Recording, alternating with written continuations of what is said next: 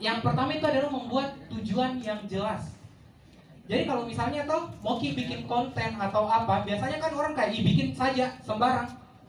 Ada viral Fadel dengan goyang cicat-cicat di diri, nah bikin tong.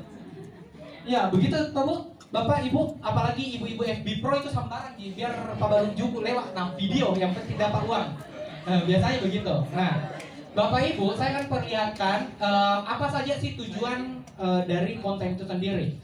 Nah, untuk konten sendiri kita ada 3 tujuan utama.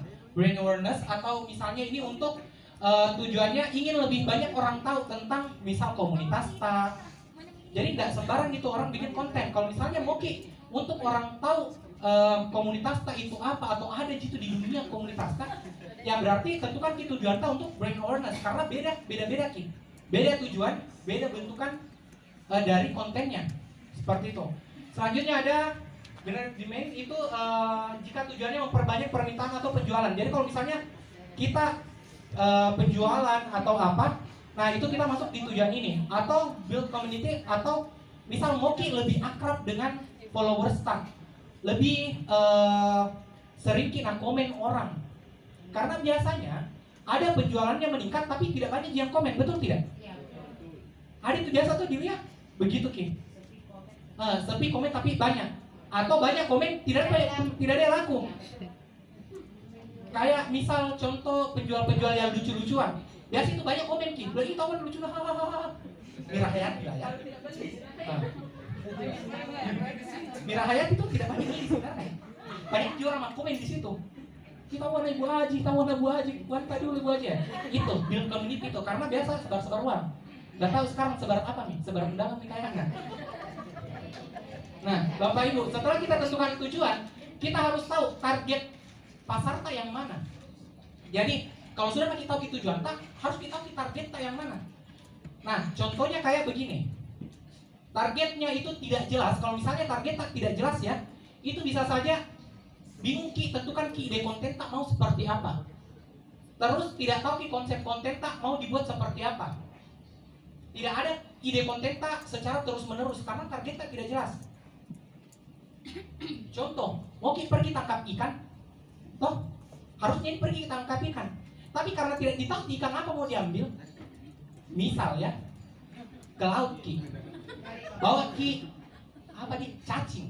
Nah ternyata di situ hiu yang ada semua.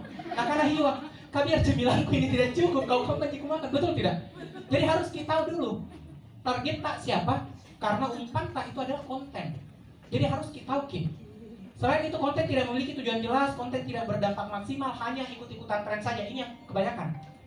Ya enggak sih? Apalagi kalau di TikTok. Di TikTok itu biasanya kalau bukan dia TikTokers, sudah nih hanya ikut-ikut tren saja. Orang joget cicak Ki. Orang joget Aki. Satbor Ungki. Begitu. Contoh, orang yang targetnya jelas, membuat konten plan lebih mudah, banyak ide yang bisa dikembangkan, lebih relate, konten berdampak, punya petunjuk konsep konten yang dibuat, memiliki branding. Contohnya apa? Ada yang pernah dapat kontennya Mursid yang memasak well. Nah, itu targetnya jelas. Orang-orang gabut kayak kita. Ya. Masak udang balon well. Kok nggak naik-naik terus ya? Nah, itu kita bikin sebenarnya. Biar gagal tetap dinonton. Dia seangkatan dengan apaan tuh? Berhenti nih. Mursid tetap. Karena apa? Mursid jelas targetnya. Orang-orang gabut.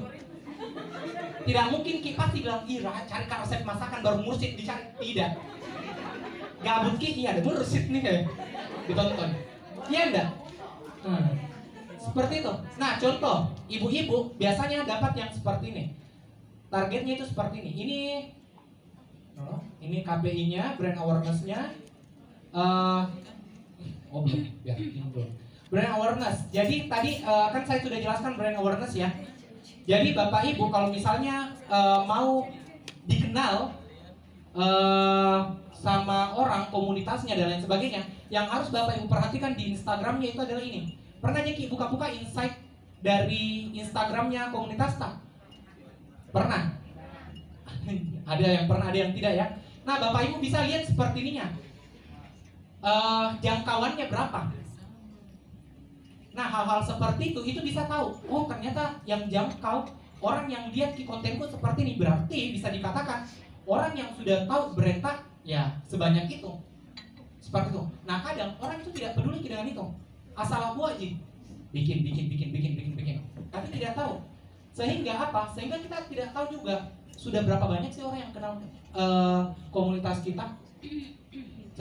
Seberdampak apa sih konten yang kita buat seperti itu. Nah, itu dilihat dari impression sama reach. Impression mencakup setiap tampilan termasuk tampilan ulang, sementara reach hanya mencakup akun unik. Maksudnya begini Bu, kadang ada itu kayak banyak jangkauannya 500 orang misal jangkauannya, tapi pemutarannya di situ dilihat 700. Kenapa bisa? Karena mungkin ada 200 orang yang nonton ulang begitu. Jadi itu harus ditahu. Jangan bilang, ih banyak yang lihat Kak, menjadi hebat mah. Enggak. Siapa tahu satu orang dia lihat pacar tajim, tapi dia bilang, waduh kasihan ini saya mau terus nonton sampai 1000 kali nonton, nah iya nih. Begitu. Jadi harus ditahu juga berapa jangkauannya, berapa putar ulangnya. Nah itu dilihat dari ini, impression sama reach-nya.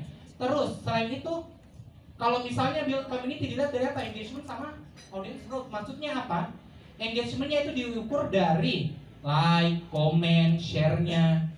Kan biasa itu pasti dilihat terus toh. Berapa nih komen kan, berapa like kan. Tapi apakah dilihat kalau misalnya di situ banyak komen banyak like apakah meningkat followers, tak ada yang follow atau cuma sekedar komen dan lain sebagainya tapi tidak ada yang follow tidak ada orang dari luar. Kan biasa itu ada kelihatan bahwasanya yang lihat reels followers tak doji, atau ada followers baru, atau ada orang di luar dari followers tak. Nah itu yang harus kita perhatikan. Supaya apa? Ini tugasnya sosial media spesialis untuk tahu, oh ternyata konten seperti ini lebih menarik perhatian yang bukan followersku. Contoh ya, contoh kemarin waktu saya menikah, menikah itu hampir 50% orang yang bukan follow Kak, yang nonton ceritaku. Jadi indikasinya adalah banyak orang kepo dengan pernikahanku. Jadi seperti itu.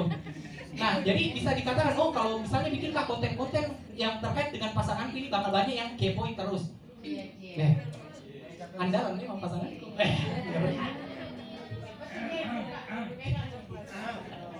Baik, lanjut. Nah,